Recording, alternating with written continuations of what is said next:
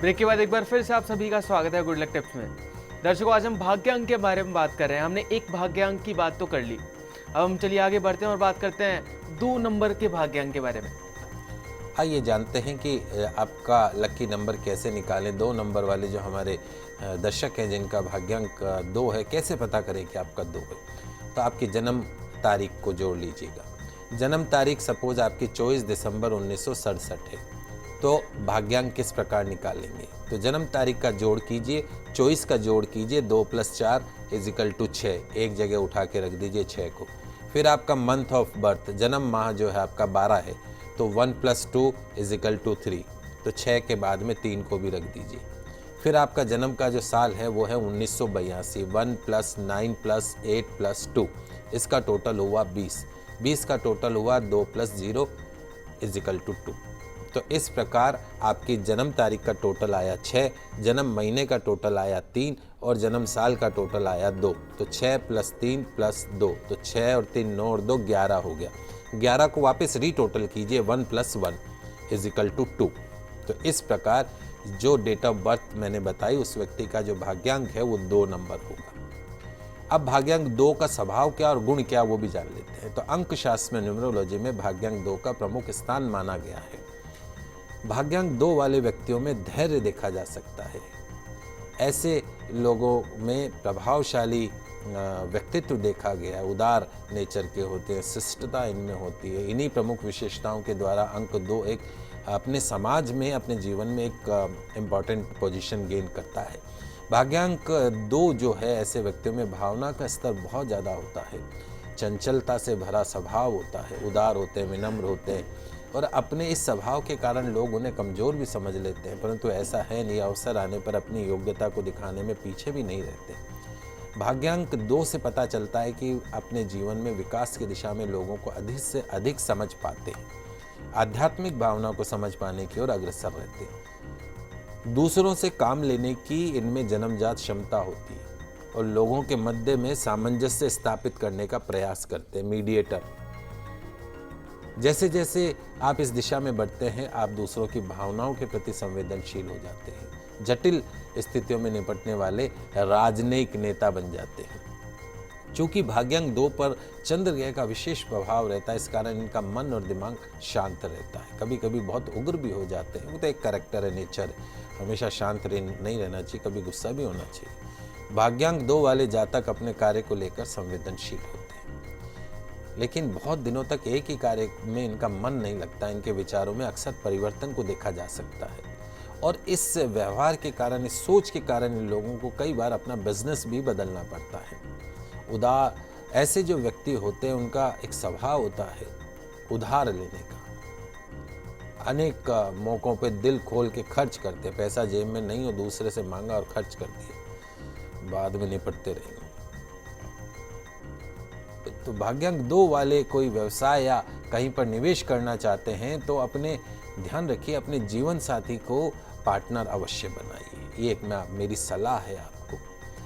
भाग्यांक 2 वाले लोगों में प्रेरणादायक गुण होता है, नेतृत्व करने की क्षमता होती है, आंतरिक शक्ति और जागरूकता भी मौजूद होती है। अच्छे शिक्षक आप बन सकते हैं, सामाजिक कार्यकर्ता आप बन सकते हैं, दार्शनिक बन सकते हैं, सलाहकार आप बन सकते हैं। आइए जानते हैं कुछ सावधानियाँ।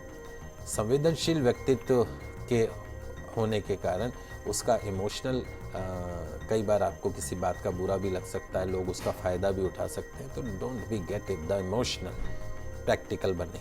भाग्यांक 2 वालों के व्यवहार में संकोच ही होता है, शर्मिलापन होता है, अनिश्चितता का भाव हो सकता है। अपने मन की बात को बहुत जल्दी किसी को नहीं बताते, चतुर चालाक भी होते हैं, अक्सर देखा गया है। संवेदनशील और मनमोजी हो सकते हैं, तो थोड़ा सा प्रैक्टिकल आपको बनने की आवश्यकता है। चलिए अब आगे बढ़ते हैं और जानते हैं भाग्यांक 3 के बारे में कि भाग्यांक 3 के लोगों का स्वभाव किस तरह का होता है। आइए जानते हैं भाग्यांक 3 कैसे निकालें। यदि जैसे किसी व्यक्ति का, आप में से किसी भी दर्शक का जन्म सपोज 22 अक्टूबर 1967 का है, 1967 का है, तो कैसे निकालेंगे आपका भाग्यांक लकी नंबर। तो आपकी जन्म की तिथि है 22, 22 को जोड़ दीजिए, 2 + 2 4, 4 को उठा के एक जगह रख दिया। अब आपका जन्म का जो महीना है वो अक्टूबर यानी 10वां महीना, 10 को जोड़िए, 1 + 0 इजिकल टू 1, उसको उठा के एक जगह रख दिया।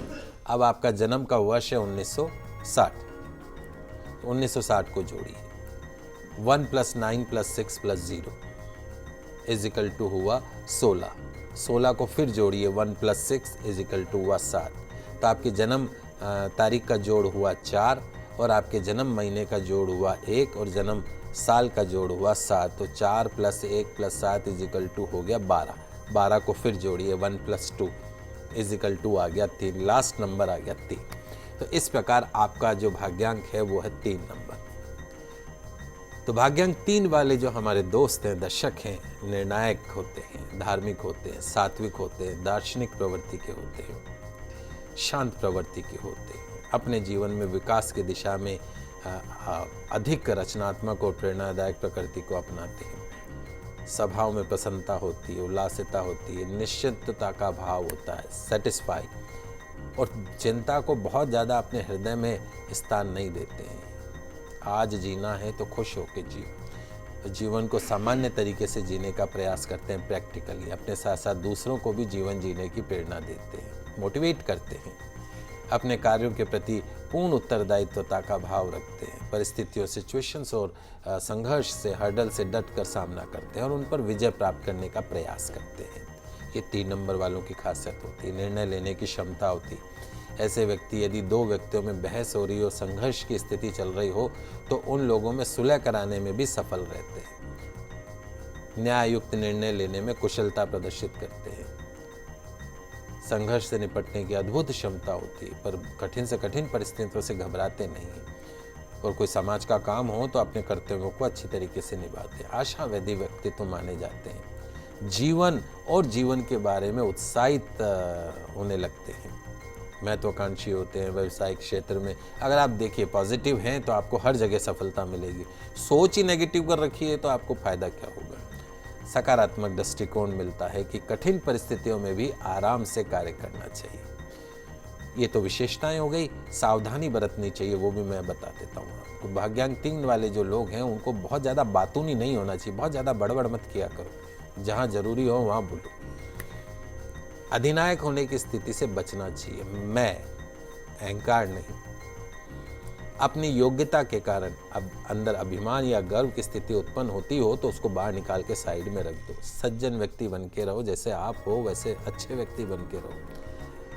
और धन कमाने के लिए कभी कभी इतने बेताब मत हो जाओ कि आपको अनैतिक कार्य भी करना पड़े। ऐसा काम मत करो। ऐसा करना आपके लिए अनिष्टकारी साबित हो सकता है। दया का भाव अपने अंदर रखो। वैसे भी रहता है आप में, किसी के दुख को देख नहीं पाते हो। सामाजिक कार्यों में हिस्सा लिया करो। निश्चित तौर पे सफलता के चरम पर भी पहुंच सकते हो। पंडित जी, वो आज का गुड लक टिप जानना चाहेंगे हम आपसे। कई बार जाने अनजाने में हम कुछ ऐसी गलतियां कर बैठते हैं जिसका परिणाम बहुत ही भयानक होता है। तो आज मैं आपको कुछ ऐसी ही जाने अनजाने में आपके द्वारा की जाने वाली गलतियों के बारे में बता रहा हूँ। कृपा करके ऐसी गलतियों को दोहराने का प्रयास मत कीजिए जो कि आपके सुखी जीवन को नर्क बना सकती है। बहुत इंपॉर्टेंट चीज़ है, सुनते जाइएगा, समझते जाइएगा। फटाफट जल्दी जल्दी बोलूँगा मैं। पहला जो पॉइंट है वो यह है, किसी भी निर्जन, एकांत या जंगल इत्यादि में मलमूत्र त्याग करने से पूर्व उस स्थान को भली भांति देख लेना चाहिए कि वहाँ कोई ऐसा वृक्ष तो नहीं है जिस पर प्रेत आदि निवास करते हों, अथवा उस स्थान पर कोई मजार या कब्रिस्तान तो नहीं है। कहीं पे भी शुरू हो जाओ, ऐसा काम मत किया करो दोस्तों।